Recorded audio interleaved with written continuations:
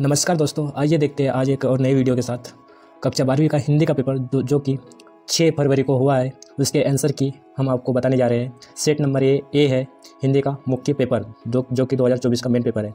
आइए देखते हैं ऑब्जेक्ट 2। प्रश्न क्रमांक 1 है, निम्नलिखित वाक्यों के लिए सही विकल्प का चयन कर लिखिए। तो इसका पहला क्वेश्चन का आंसर होगा इसका 2। सगुन भक्ति धारा को कितने भागों में बांटा गया है? तो इसका राइट आंसर हो जाएगा 2 भागों में बांटा गया। अगला क्वेश्चन देखते हैं, जहां अर्थ से काव्य की शोभा बढ़ती है वहाँ अलंकार होता है। तो इसका राइट आंसर हो जाएगा अर्था अलंकार। अगला क्वेश्चन देखते हैं, चूरन बेचने का काम कौन करता है? तो इसका राइट आंसर हो जाएगा ऑप्शन नंबर आ भगत सिंह।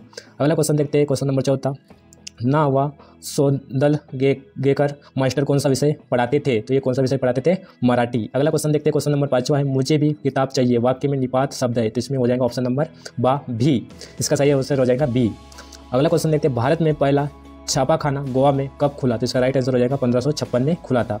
अगले क्वेश्चन देखते हैं, क्वेश्चन नंबर 2 का रिक्त स्थानों की पूर्ति उचित शब्द का चयन कर लिखिए। तो इसका पहले क्वेश्चन में आंसर आ जाएगा भार। कवि जग जीवन का भार लिए फिरता है। तो इसका राइट आंसर हो जाएगा भार। बहुत ही आसान क्वेश्चन पेपर आया था। दूसरा क्वेश्चन का आंसर देखते हैं, जहां उपमेय को उपमान से श्रेष्ठ बताया जाए वहाँ खालिस्तान अलंकार होता है। तो इसका राइट आंसर हो जाएगा व्यतिरेक। अगला तीसरा क्वेश्चन में आ जाते हैं, मुक्तिबोध उपन्यास के रचनाकार खालिस्तान है। तो इसमें खालिस्तान में आ जाएगा, ऑप्शन में भी दिए रहेंगे यहाँ पे अलग अलग, जैनेन्द्र कुमार। इसका राइट आंसर हो जाएगा जैनेन्द्र कुमार। अगला क्वेश्चन में देखते हैं, क्वेश्चन नंबर 14, रचना के आधार पर वाक्यों को मुख्यतः खालिस्तान भागों में बांटा गया है। तो इसका राइट आंसर हो जाएगा 3 भागों में बांटा गया है। 5वां नंबर का है, आनंद यादव का मन खालिस्तान जाने के लिए तड़पता था। तो इसका राइट आंसर हो जाएगा पाठशाला। लास्ट क्वेश्चन है इसमें, हिंदी में नेट पत्रिका की शुरुआत खालिस्तान के साथ हुई। तो इसका मिसप्रिंट है यहाँ पे। इसका राइट आंसर हो जाएगा rediff.com। इसमें आ जाएगा rediff.com। अगला देखते हैं, क्वेश्चन नंबर 3, सत्य और असत्य का चयन कर लिखिए। तो इसमें पहले क्वेश्चन का हो जाएगा, सूर्योदय होने पर उष्णा का जादू टूटने लगता है। तो इसका राइट आंसर हो जाएगा ऑप्शन नंबर, इसका राइट आंसर हो जाएगा सत्य।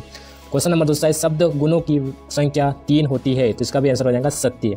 अगला क्वेश्चन देखते हैं, 3 नंबर का, भक्तिन धर्मवीर भारती की रचना है, असत्य है। क्वेश्चन नंबर 14 देखते हैं, संभवतः बरसात हो प्रश्नवाचक वाक्य। तो ये भी असत्य है। अगला देखते हैं 5वां नंबर क्वेश्चन, रखाल दास बनर्जी 1922 में मोहनजोदड़ो आए थे। तो इसका आंसर हो जाएगा सत्य। लास्ट वाला क्वेश्चन देखते हैं, रेडियो श्रव माध्यम है। इसका भी हो जाएगा सत्य, जो कि अपन सुनते हैं, देखा नहीं जाता है। अगला क्वेश्चन देखते हैं, सही जोड़ी बनाकर लिखिए। तो इसमें का वाले को बास खा से मिलाना है। तो इसका प्रगतिवाद का हो जाएगा, इसके ऑप्शन नंबर यहाँ पे नंबर भी डाले 1936 हो जाएगा। दूसरा का हो जाएगा यशोधरा का खंड का कथानक आने के, इसमें हो जाएगा कहानी। और 14 नंबर का होगा संस्कृत के मूल शब्द होंगे। तो इसमें हो जाएगा तत्सम। यहाँ पे 5वां नंबर का यशोधर बाबू। तो इसमें आ जाएगा सिल्वर वेडिंग। और इसमें अंतररंग साक्षरताकार। तो इसमें हो जाएगा ऑप्शन नंबर इसमें ई डायरी। और इसमें लास्ट वाला है हरिवंशन राय बच्चन। तो इसमें हो जाएगा हलावाद। इस तरीके से इसके ऑप्शन में थे, पूरे सही करना है। जिसने भी सही किया उनके पूरे में से पूरे नंबर मिलने वाले। 5वां नंबर का देखते हैं, इसमें प्रश्न क्रमांक 5, एक वाक्य में उत्तर लिखिए। तो पहला नंबर का है, शांत रस के स्थायी भाव का नाम लिखिए। तो इसका राइट आंसर हो जाएगा निर्वेद।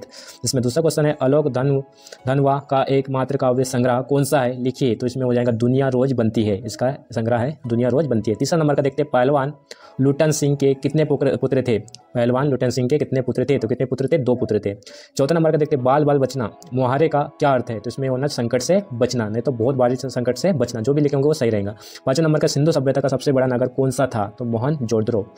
तो अगला देखते हैं 5वां नंबर का, आमतौर पर रेडियो नाटक की अवधि कितनी होती है? तो 15 से 30 मिनट तक की होती है।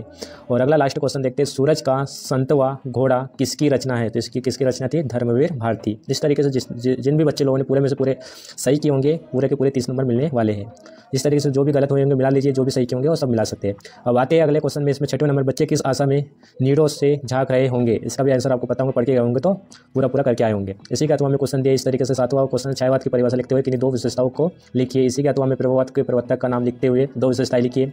अब मिला लेने आंसर क्या क्या लिखिए आपने, किन्हीं 2 महाकाव्य के नाम उनके रचनाकारों के साथ लिखिए। इसी का अथवा खंड का और महाकाव्य में 2 अंतर लिखिए। मोस्ट IMP क्वेश्चन आते हैं हमेशा।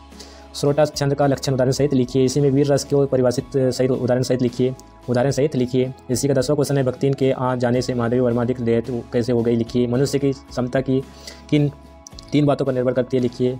इसके बारे में अपने मन से भी लिख सकते थे। जिस थोड़ा बहुत भी पढ़ा होंगे तो पूरा पूरा करके आए होंगे। बहुत आसान क्वेश्चन पेपर था। कहानी और उपन्यास में कोई दो अंतर लिखिए। आत्मकथा और जीवनी में कोई दो अंतर। 10वीं के क्वेश्चन पेपर में आता आत्मा और जीवनी और एकांकी में अंतर। इसमें भी बहुत मोस्ट IMP क्वेश्चन आते ही है। 10वीं में और 12वीं में बहुत मोस्ट IMP क्वेश्चन है। निपात शब्द का अर्थ बताते हुए कोई दो निपात शब्द लिखिए। इसमें ऑब्जेक्टिव में पूछा गया था, क्वेश्चन भी बना दिए इसी का। राष्ट्रीय भाषा की किन्हीं दो विशेषताओं को लिखिए। राष्ट्रीय भाषा में यानी कि अपनी भाषा को किस तरीके से इसके बारे में आपको लिखना था। क्वेश्चन नंबर 13वां देखते हैं। निम्न वाक्यों को शुद्ध करके लिखिए। इसको शुद्ध करना, राम ने अयोध्या आ जाना, इसका शुद्ध करना था अपने वाक्यों में। इसी के नीचे वाले में परिवर्तित करना था। इसमें अलग अलग संयुक्त वाक्य में बदली, यानी कि संयुक्त बनाना, संदेहवाचक यानी कि उसमें सही रहता है कि उसमें है कि नहीं, इस तरीके से इसको बदलना था। 14 नंबर का इसमें भी मोहनजोदड़ो की नगर वियोजन की दो विशेषताएं, कौन कौन सी विशेषताएं उसके बारे में लिखना था। सिल्वर वेल्डिंग की भव्य पार्टी यशोधरा बाबू को, ये वाला ऑब्जेक्टिव में पूछा गया। यशोधरा बाबू यानी कि इसमें वेल्डिंग एक ऑप्शन में दिया है, सही जोड़ी में दिया है, जैसा कि वैसे इधर से उधर बदल के दे देते क्वेश्चन पे। अगला देखते हैं 15वां क्वेश्चन। समाचार लेखक की सबसे लोकप्रिय शैली कौन सी है। नाम लिखकर चित्र बनाइए। चित्र भी बनाना है और उनके नाम भी लिखना है। इसी के अथवा में दिया है। मुद्रित माध्यमों से लेखन के लिए ध्यान रखने योग्य किन्हीं दो बातों को लिखिए। आप स्क्रीनशॉट लेकर भी लिख सकते हैं क्वेश्चन को। और आने वाले साल के लिए भी जो नए बच्चे आने वाले उनके लिए भी मोस्ट IMP क्वेश्चन होने वाले हैं। इसी का 16वां क्वेश्चन है। रघुवीर सहाय अथवा फिराक गोरखपुरी का काव्यगत परिचय निम्न बिंदु के आधार पर। कवि को परिचय, दो रचनाएं, भाव पक्षी, कला पक्षी, साहित्य में स्थान, इनके बारे में लिखना 3 नंबर का। पहला नंबर को दो रचनाएं लिखते तो 1 नंबर मिलेगा, भाव पक्षी कला पक्षी लिखे तो 1 नंबर, साहित्य में स्थान लिखेंगे तो 1 नंबर। इस तरीके से अलग अलग नंबर मिलेंगे, 3 पॉइंट हो। महादेव वर्मा अथवा Hazari Prasad Dwivedi, most IMP question आते ही हमेशा हजारी प्रसाद द्विवेदी और महादेव वर्मा के बारे में साहित्य परिचय पूछा जाता है। तो आपको आपने तैयार किए होंगे तो बहुत अच्छे से लिख पाए होंगे। इसी का 18वां क्वेश्चन है। भाव विस्तार कीजिए। मन के हारे मन, मन के हारे हार और मन के जीते जीत। हार के भी हार मान लेते हैं। इस तरीके से इनके मुहावरे जो भी पढ़े होंगे आपने पुस्तक में वो आसानी से कर पाए होंगे। मुहावरा और लोकोक्ति में 3 अंतर लिखिए। मोस्ट IMP क्वेश्चन आते ही हमेशा, जैसे वैसे छाप देते हैं, हर साल कुछ ना कुछ परिवर्तन कर देते हैं, लेकिन जैसे वैसे क्वेश्चन आ ही जाते हैं। निम्न अपठित गद्यांश को पढ़कर नीचे लिखे प्रश्न का उत्तर लिखना था। ऊपर वाले को नीचे जो प्रश्न है उसका शीर्षक लिखना था। भारतवासियों की क्या विशेषता है इसी से निकाल के लिखना था। इस तरीके से नीचे अथवा में भी वही है, वहीं का वहीं आंसर लिखना था समझ के। अगला क्वेश्चन में आते हैं क्वेश्चन नंबर 20। निम्न पद्यांश की संदर्भ प्रसंग एवं विशेष साहित्य व्याख्या कीजिए। सहित व्याख्या कीजिए। तो इसमें व्याख्या भी करना था और लिखना भी था उसके आंसर, क्वेश्चन आंसर। अगला क्वेश्चन में आते हैं, इसी में अथवा भी दिया है। क्वेश्चन नंबर 21 में आते हैं। निम्नलिखित गद्यांश की व्याख्या, संदर्भ प्रसंग एवं विशेष साहित्य लिखिए, यानी कि गद्यांश प्रसंग भी लिखना है। 4 नंबर का मोस्ट IMP क्वेश्चन है। इसमें अपने कौन कौन से पार्ट पढ़े उसके बारे में लिखना है कि संदर्भ में प्रसंग वगैरह सब कुछ, उसमें रचनाकार कौन कौन से, कवि कौन है, सब कुछ लिखना था इसमें।